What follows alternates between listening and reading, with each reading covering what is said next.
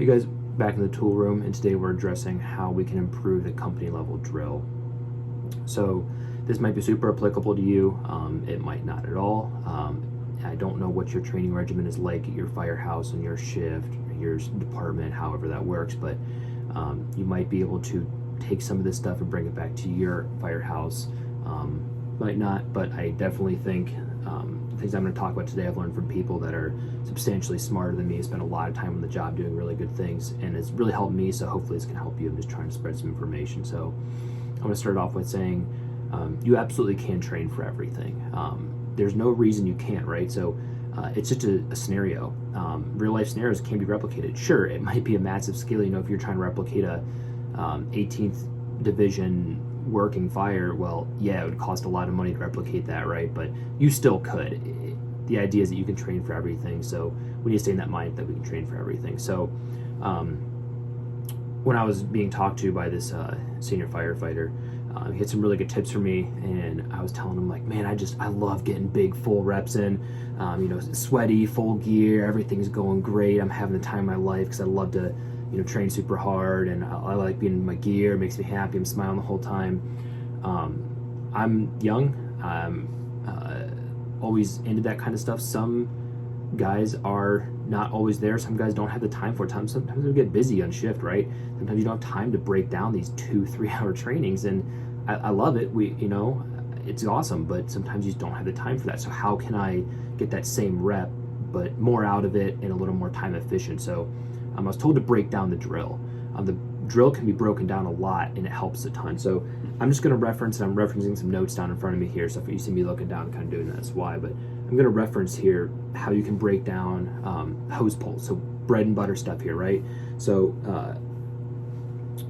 we're going to talk about a drill of getting off an engine or a truck, I don't care, and you're pulling hose into a structure that is on fire, and you're flowing water and putting out that fire. So tons of stuff you can do in there. So the first bit is just getting off the truck in full gear.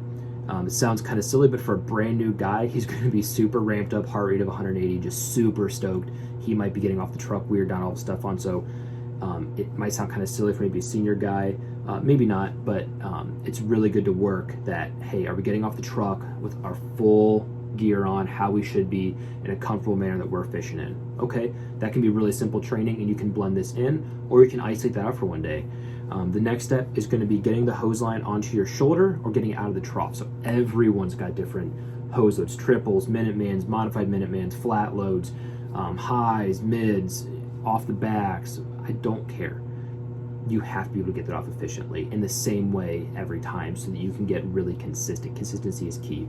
So you can train just that pure motion of getting onto your shoulder comfortably with an air pack on, with a helmet on, all those obstructions, your gloves on.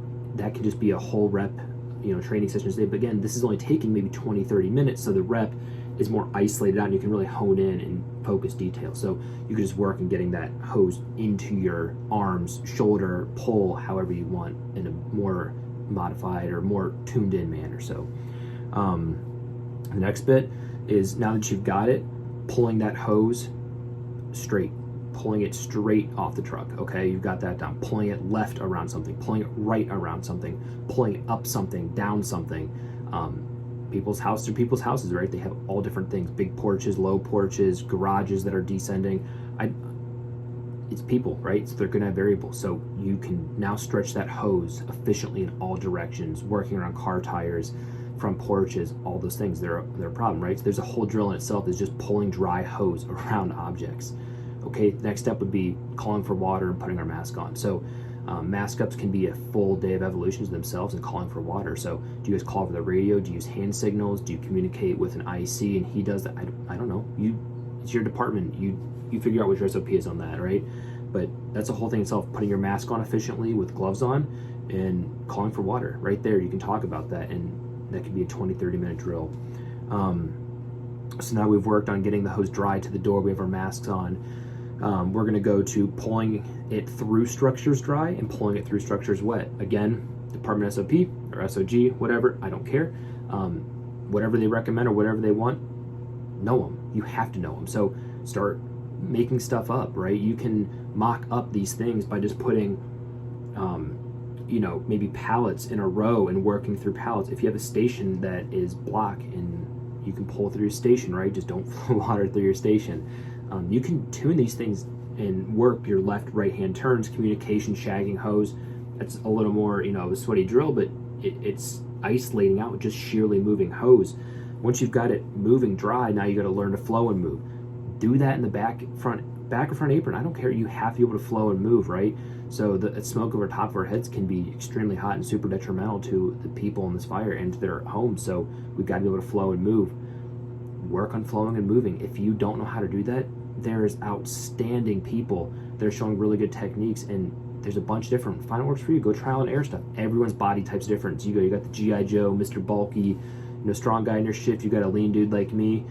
You got everyone, you know, all body types and shapes. Figure out what works for you. Figure out your flexibility levels. Work on that stuff. So, you know, each one of those things can be subsected into sometimes even a 5-minute drill or a full 2-hour drill, but you're dividing these out so you can isolate it out. So maybe, you know, some guy that was on a fire can go, yeah, dude, this sounds great. It didn't work for me. Why didn't it work for you? Isolate these problems out and hone in on this big drill. So this drill where, you know, maybe it would be tough to get some buy-in, or it takes too much time to set up because you guys are really busy, you can now isolate these things out. Some of it might sound silly, like getting off the truck. I get that it sounds silly, but maybe especially for those new guys, getting off efficiently with your full costume on, right?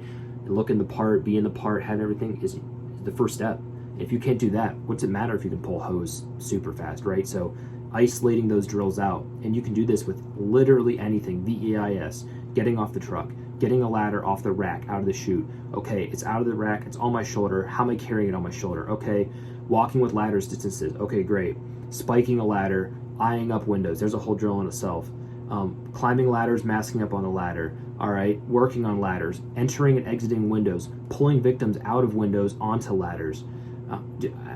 Right, I could go on and on and on about this, but you can isolate each of these things down. What's really nice is easier to get buy-in when the drill is sometimes shorter and not such a big evolution, because we're only getting busier, right? Everyone's getting busier, and that's fine. We like being busy, but it's good to be able to figure out what you need to hone in on. Those isolated drills help that. So hope this helps you guys.